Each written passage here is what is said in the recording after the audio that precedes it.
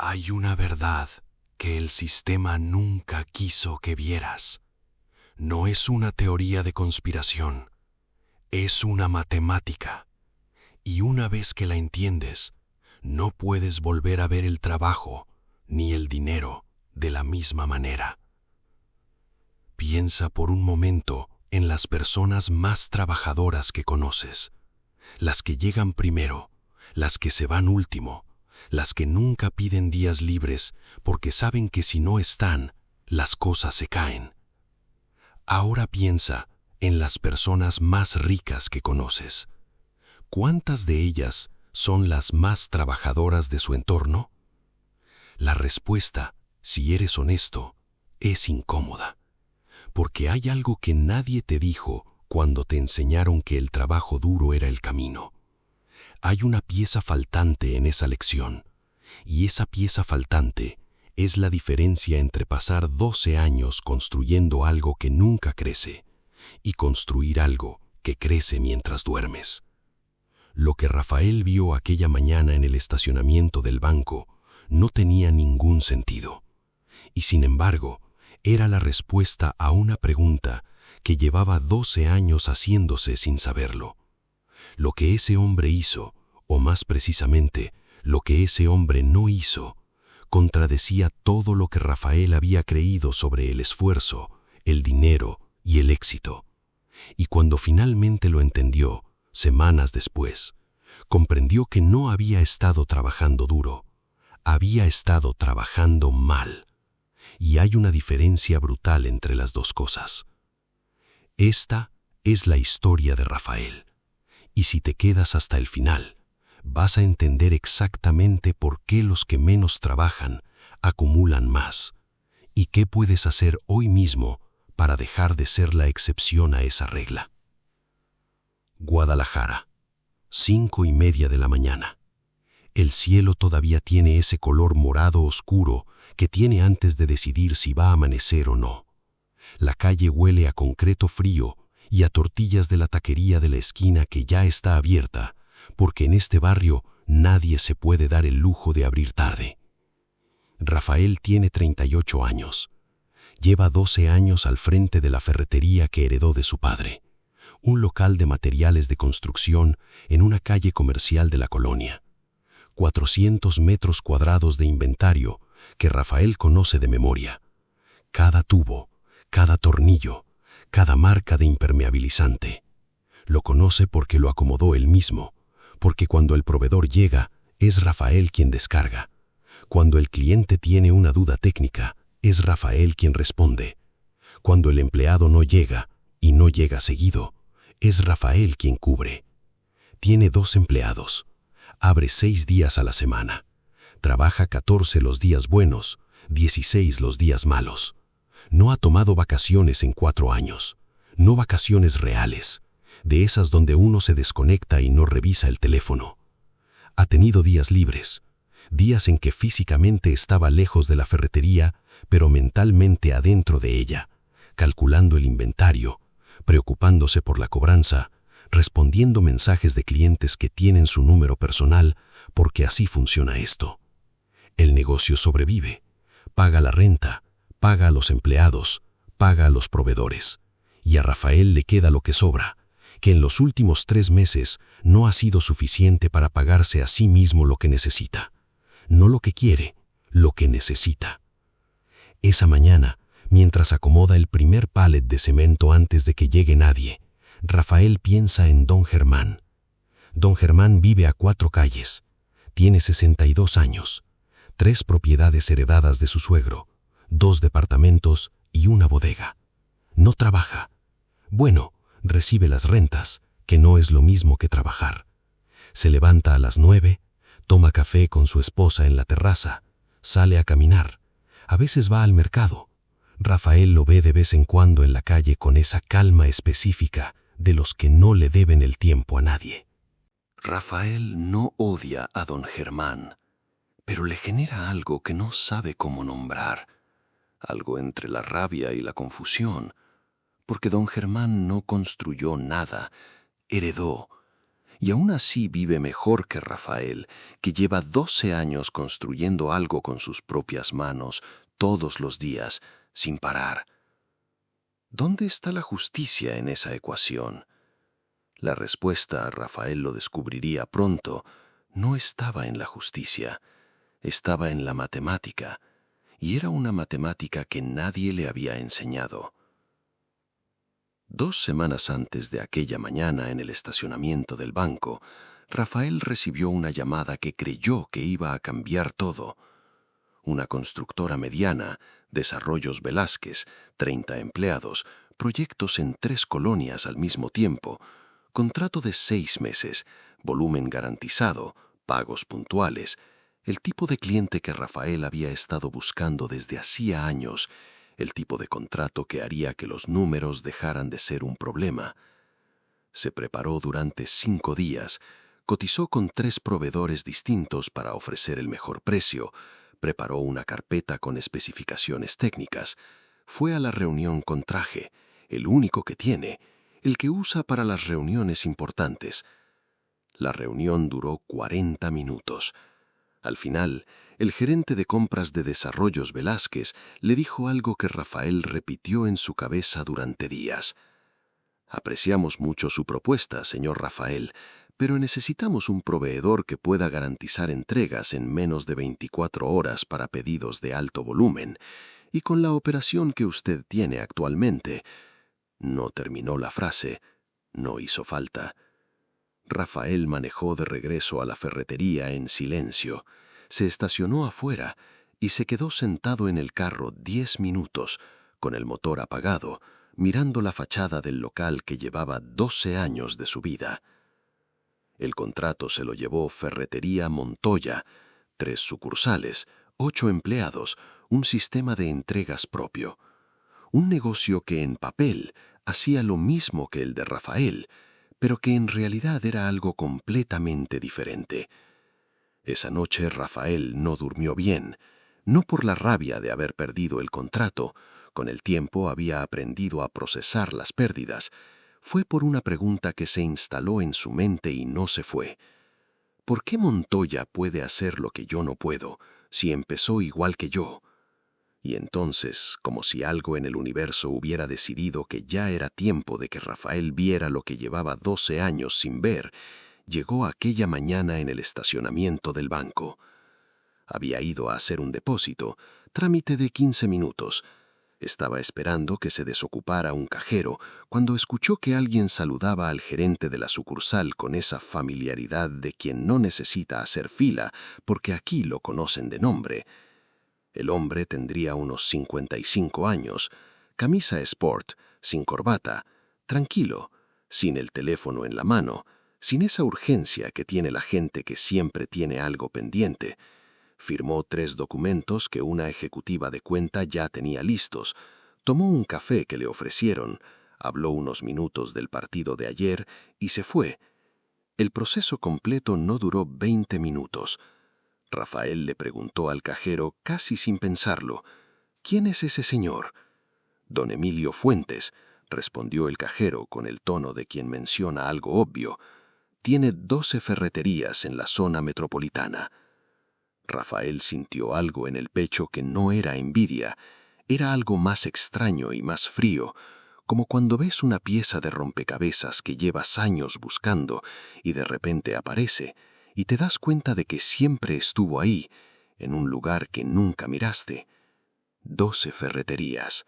Y llegaba al banco a las 10 de la mañana, descansado, sin prisa, a firmar documentos que otros ya habían preparado.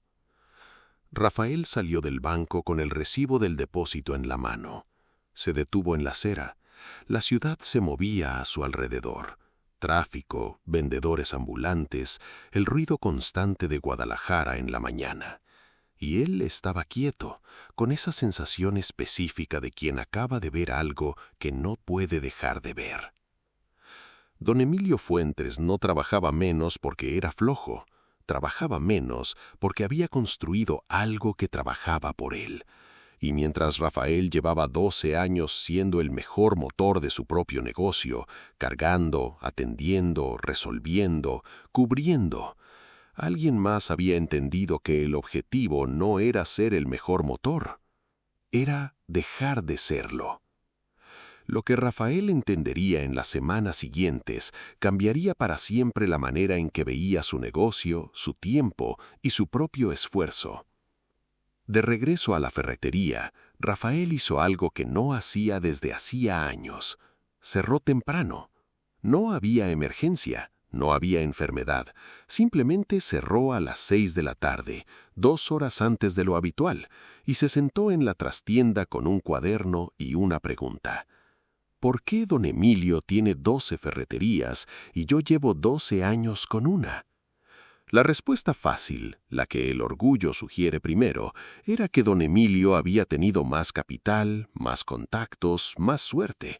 Pero Rafael sabía que esa respuesta era cómoda y falsa. Había conocido a personas que empezaron con menos que él y habían construido más. La diferencia no era el punto de partida. Era algo en la manera de operar. Empezó a escribir. No un plan de negocios, eso lo había hecho 2 veces y los 2 cuadernos estaban en un cajón sin usar. Escribió preguntas. ¿Cuántas horas del día dependen directamente de que yo esté presente? ¿Qué pasaría en la ferretería si mañana me enfermo una semana? ¿Qué parte de lo que hago hoy podría hacer un proceso, un sistema o una persona entrenada? Las respuestas fueron incómodas. Casi todo lo que hacía Rafael dependía de que Rafael estuviera ahí. El negocio no tenía estructura, tenía a Rafael. Y Rafael, por más disciplinado y capaz que fuera, tenía un límite que ningún negocio saludable debería tener: 24 horas al día y un solo cuerpo. Esa noche su hermano mayor Toño lo llamó. Toño había trabajado 15 años en una empresa de logística antes de que lo liquidaran. Ahora tenía una pequeña flotilla de 2 camiones de reparto. Rafael le contó lo de don Emilio, lo del banco, la pregunta del cuaderno. Toño guardó silencio un momento. Rafa, dijo, ¿sabes cuál es la diferencia entre tú y Fuentes? Dímela tú. Que él dejó de trabajar en su negocio para trabajar en construir su negocio. Tú llevas 12 años siendo el mejor empleado más barato que tienes. Rafael no respondió de inmediato, pero algo en esa frase se instaló con la precisión de algo que siempre fue verdad y que acaba de encontrar las palabras exactas. El motor no decide a dónde va la fábrica, solo convierte energía en movimiento. Rafael llevaba 12 años siendo el mejor motor de su propio negocio, y ningún motor, jamás, se quedó con el dinero que generó. La pregunta no era cómo ser un motor más eficiente, era dejar de ser el motor. Y había algo más, algo que Toño dijo casi de pasada, pero que Rafael escribió en el cuaderno y subrayó 3 veces. Tu negocio no es tuyo si no puede funcionar sin ti. Si mañana te enfermas una semana y el negocio no genera dinero, no tienes un negocio, Rafa. Tienes un empleo sin jefe y sin prestaciones. El silencio que siguió no fue cómodo. Fue el tipo de silencio que ocurre cuando una verdad ocupa el espacio que antes tenía una mentira que te habías acostumbrado a creer. Hay una verdad que el sistema nunca quiso que vieras. No es una teoría de conspiración. Es una matemática, y una vez que la entiendes, no puedes volver a ver el trabajo ni el dinero de la misma manera.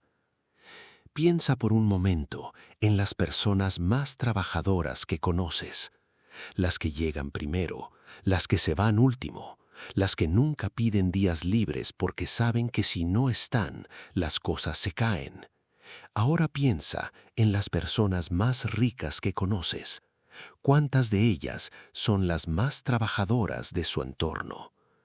La respuesta, si eres honesto, es incómoda, porque hay algo que nadie te dijo cuando te enseñaron que el trabajo duro era el camino. Hay una pieza que faltó en esa lección. Y esa pieza faltante es la diferencia entre pasar 12 años construyendo algo que nunca crece y construir algo que crece mientras duermes. Lo que Rafael vio aquella mañana en el estacionamiento del banco no tenía ningún sentido, y sin embargo era la respuesta a una pregunta que llevaba 12 años haciéndose sin saberlo. Lo que ese hombre hizo, o más precisamente, lo que ese hombre no hizo, contradecía todo lo que Rafael había creído sobre el esfuerzo, el dinero y el éxito. Y cuando finalmente lo entendió, semanas después, comprendió que no había estado trabajando duro, había estado trabajando mal, y hay una diferencia brutal entre las dos cosas. Esta es la historia de Rafael, y si te quedas hasta el final, vas a entender exactamente por qué los que menos trabajan acumulan más, y qué puedes hacer hoy mismo para dejar de ser la excepción a esa regla. Guadalajara, 5:30 de la mañana. El cielo todavía tiene ese color morado oscuro que tiene antes de decidir si va a amanecer o no. La calle huele a concreto frío y a tortillas de la taquería de la esquina que ya está abierta, porque en este barrio nadie se puede dar el lujo de abrir tarde. Rafael tiene 38 años. Lleva 12 años al frente de la ferretería que heredó de su padre, un local de materiales de construcción en una calle comercial de la colonia. 400 metros cuadrados de inventario que Rafael conoce de memoria. Cada tubo, cada tornillo, cada marca de impermeabilizante. Lo conoce porque lo acomodó él mismo, porque cuando el proveedor llega, es Rafael quien descarga. Cuando el cliente tiene una duda técnica, es Rafael quien responde. Cuando el empleado no llega, y no llega seguido, es Rafael quien cubre. Tiene 2 empleados, abre 6 días a la semana, trabaja 14 horas los días buenos, 16 los días malos. No ha tomado vacaciones en 4 años, no vacaciones reales de esas donde uno se desconecta y no revisa el teléfono. Ha tenido días libres, días en que estaba físicamente lejos de la ferretería, pero mentalmente adentro de ella, calculando el inventario, preocupándose por la cobranza, respondiendo mensajes de clientes que tienen su número personal, porque así funciona esto. El negocio sobrevive, paga la renta, paga a los empleados, paga a los proveedores, y a Rafael le queda lo que sobra, que en los últimos 3 meses no ha sido suficiente para pagarse a sí mismo lo que necesita, no lo que quiere, lo que necesita. Esa mañana, mientras acomoda el primer pallet de cemento antes de que llegue nadie, Rafael piensa en don Germán. Don Germán vive a 4 calles, tiene 62 años, 3 propiedades heredadas de su suegro, 2 departamentos y una bodega. No trabaja. Bueno, recibe las rentas, que no es lo mismo que trabajar. Se levanta a las 9, toma café con su esposa en la terraza, sale a caminar, a veces va al mercado. Rafael lo ve de vez en cuando en la calle, con esa calma específica de los que no le deben el tiempo a nadie. Hoy, Rafael sigue pasando por la ferretería todas las mañanas, pero ya no llega a las 5:30. Llega a las 8, revisa los números del día anterior, habla con Óscar, firma lo que hay que firmar. A las 10, en muchos días, ya está en otra reunión, con un proveedor, con una constructora, con alguien que puede convertirse en el siguiente contrato que haga crecer lo que ya construyó. No es don Emilio Fuentes todavía, no tiene 12 ferreterías, pero hay algo en él que cambió de una manera que los números todavía no terminan de medir, la forma en que ve su propio trabajo, la diferencia entre estar dentro del negocio y estar construyendo el negocio, entre ser el motor y ser el arquitecto. A veces pasa por el banco y piensa en aquella mañana, en don Emilio llegando a las 10, descansado, sin prisa, a firmar documentos que otros ya prepararon. Y en vez de sentir esa mezcla extraña de rabia y confusión que sintió entonces, siente algo diferente: reconocimiento y dirección.